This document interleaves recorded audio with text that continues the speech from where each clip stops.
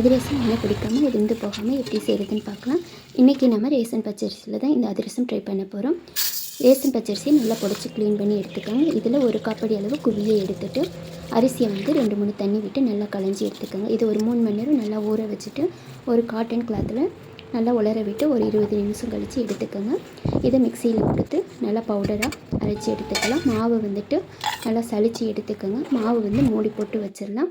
இப்போ ஒரு காப்படி அளவு பச்சரிசிக்கு 3/4 காப்படி அளவு வெல்லத்தை ஒரு பாத்திரத்தில் சேர்த்துட்டு நல்லா பாகு காய்ச்சி வடிகட்டி சுக்கு ஏலக்காய் சேர்த்துக்கோங்க. பாகு வந்து நல்லா உருண்டு திரண்டு வரப்போ எடுத்து மாவில் கொஞ்சம் கொஞ்சமாக சேர்த்து மிக்ஸ் பண்ணி எடுத்துக்கலாம்.